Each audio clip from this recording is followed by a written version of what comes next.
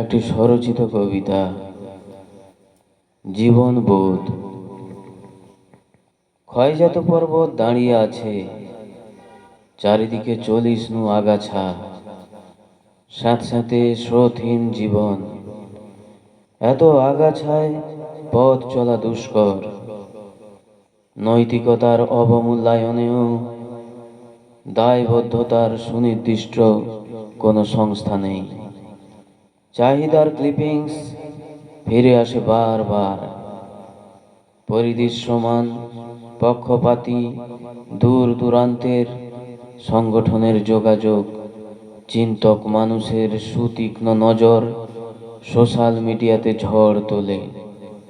ভোটদানের আক্ষেপে ক্ষমা চেয়ে নেয় তৃষ্ণা, বাইরের আবরণে মহাসড়কে হাঁটা সোশ্যাল কনসাসনেস কি বাক্সের মধ্যে আবদ্ধ? মহামানবের ঘোরাফেরা আকাশপথে, সযত্নে রাখা ফুলমালা রাখা আছে জীবনবোধের বাক্সে।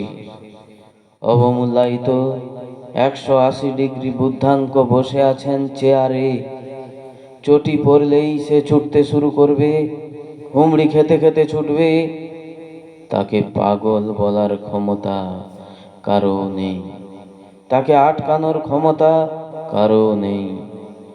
স্নায়বিক বৈকল্য ফিতা কাটে সেমিনারে, জল বাষ্প হয়ে উঠে যায় আকাশে, বুভুক্ষু জীবনের ক্যানভাসে। তাই পরিস্ফুট হয় মার্সিডিজ ব্রেঞ্চ গাড়ির চলাফেরা।